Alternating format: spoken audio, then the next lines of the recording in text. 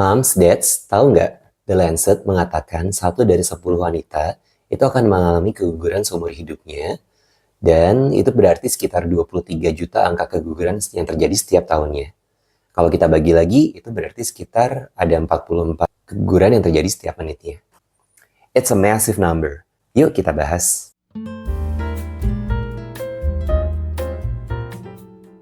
The Lancet itu adalah suatu majalah kedokteran yang ternama di dunia ini. Mereka baru-baru ini, bukan baru-baru ini ya, tahun 2021 mereka mengeluarkan suatu statement bahwa 1 dari 10 wanita itu akan mengalami keguguran seumur hidupnya. Itu berarti ada sekitar 23 juta angka keguguran yang terjadi setiap tahun atau 44 keguguran setiap menit. Banyak banget ya. Jadi nggak heran juga kalau di dalam praktek sehari-hari para dokter kandungan tuh sering banget menemukan kejadian keguguran gitu. Jadi yang saya temukan dalam praktek itu kebanyakan pasien berpikir bahwa keguguran itu adalah akibat dari pekerjaan-pekerjaan berat. Misalnya nyuci, nyapu, ngepel, angkat ember, kemudian vakum, dan yang lain-lainnya, Moms. Jadi sebenarnya bukan karena itu, Moms and Dads. Jadi jangan sampai Anda salah berpikir bahwa ini adalah suatu hal yang diakibatkan oleh Anda sendiri. Pertama-tama kita definisikan dulu ya, keguguran itu apa sih? Keguguran itu adalah apabila seseorang kehamilannya tidak dapat dilanjutkan sebelum usia janinnya itu viable atau di bawah 20 minggu. Penyebabnya bisa macam-macam ya, Mams. Nanti kita bahas. Untuk penyebabnya, itu kita bisa bagi menjadi 2, Mams. Yang pertama, keguguran yang terjadi di trimester 1, dan yang kedua, penyebab keguguran yang terjadi di trimester 2. Untuk keguguran yang terjadi di trimester 1, penyebab utamanya, jadi sekitar 50-70%, itu adalah akibat kelainan pada kromosom janin. Jadi entah kromosomnya kelebihan atau kekurangan, itu mengakibatkan gagalnya si janin untuk berkembang. Kemudian sekitar 15% itu adalah akibat dari suatu proses infeksi. Infeksinya ini bisa macam-macam, Mams. Tapi terutama yang kita curigain biasanya adalah dengan panel torch ya. Jadi misalnya toxoplasma, rubella, CMV, herpes, dan virus-virus lain yang juga berpotensi untuk mengakibatkan keguguran. Sisanya itu bisa karena kondisi medis yang menyertai kehamilan pada ibu. Jadi misalnya ada penyakit diabetes mellitus, kemudian ada kelainan hormon tiroid, kemudian bisa juga penyakit-penyakit autoimun. Itu bisa menyebabkan keguguran yang bahkan bisa berulang gitu, Mams. Kalau keguguran yang terjadi di trimester 1 tadi, penyebab utamanya adalah karena kelainan kromosom, keguguran yang terjadi di trimester 2 itu lebih jarang terjadi, harus ditelusuri lebih serius. Penyebabnya apa?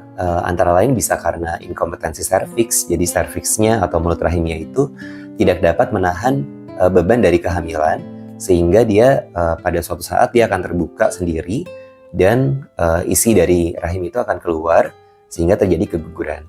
Atau bisa juga karena penyakit-penyakit penyerta yang tadi saya sebutkan, bisa karena diabetes, bisa karena penyakit autoimun. Nah ini harus ditelusurin dulu ya, Mams. Nah kalau untuk yang keguguran di trimester 2 ini, itu memang lebih kompleks, jadi pembahasannya mungkin bisa di video lain, dan bisa juga ditanyakan langsung ke dokter kandungan Anda ya, Mams.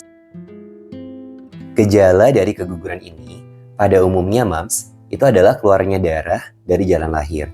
Darahnya nggak selalu darah segar, kadang-kadang bisa kayak flek-flek kecoklatan, ditemukan di spotting-spotting di celana dalam misalnya, atau kadang-kadang bahkan jaringannya langsung bisa keluar lewat vagina.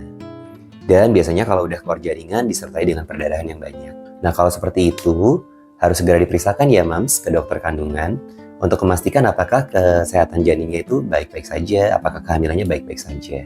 Gejala yang lain adalah apabila pada saat pemeriksaan tidak ditemukan janin atau detak jantung pada janin. Nah, di atas 6 minggu, di atas 6 atau 7 minggu tergantung alat yang dipakai, itu harusnya kita udah bisa melihat adanya janin dan detak jantung janin, Mams. Jadi kalau misalnya nggak ketemu, harus dipastikan dulu ya. Jadi biasanya nanti dokter akan mengevaluasi secara berkala.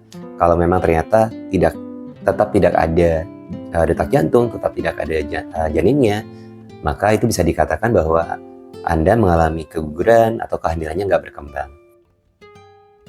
Untuk pencegahan, ini tergantung penyebabnya, Moms and Dads. Jadi kalau penyebabnya karena kelainan kromosom, kita tahu bahwa kelainan kromosom ini terjadi sejak awal kehamilan, sejak awal terbentuknya si janin. Sehingga ini memang nggak bisa dicegah, Moms.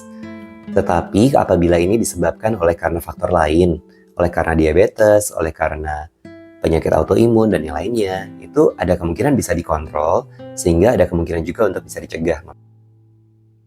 Nah, kalau misalnya Anda dikatakan oleh dokter, hamilnya nggak berkembang, atau mengalami keguguran, sudah ada jaringan yang keluar, ada perdarahan banyak, ya kalau seperti itu memang mau nggak mau, kehamilannya harus dihentikan, si janin dan isi dari rahim itu harus dikeluarkan, Mams, supaya perdarahannya bisa berhenti dan supaya Anda bisa mencoba lagi untuk hamil lagi. Tentu nggak langsung ya, mungkin dikasih jarak dulu sekitar 1-3 bulan.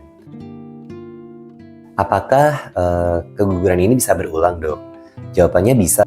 Apabila berulang lebih dari 2 kali, maka itu harus ditelusuri lebih lanjut ya. Dilakukan workup, dilakukan pemeriksaan laboratorium, dilakukan pemeriksaan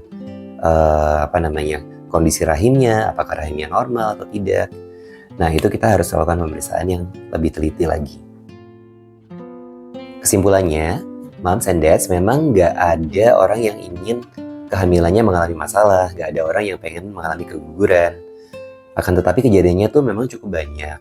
Sehingga moms and dads perlu tahu bahwa kalau terjadi keguguran, sebagian besar dari keguguran itu adalah hal yang tidak bisa dicegah. Sehingga jangan sampai moms atau dads menyalahkan diri sendiri, depresi, stres berat gitu ya. Memang kecewa sih pasti ada, akan tetapi jangan berlarut-larut. Kalau Anda mengalami keguguran, pastikan Anda mengikuti saran dokter. Apa yang dikatakan pasti itu adalah yang terbaik untuk Anda. Sekali lagi, ini bukan salah siapa-siapa, jadi jangan sampai menyalahkan diri sendiri ya. Terima kasih sudah menonton video ini. Kalau Anda sedang mengalami keguguran, atau pernah mengalami keguguran, saya mengucapkan turut berduka cita. Semoga di kehamilan berikutnya Anda mendapatkan buah hati yang sehat, kehamilan dan persalinannya lancar ya. Oke, kalau Anda suka video ini, silahkan di-like, di-share, dan jangan lupa subscribe ke channel ini juga.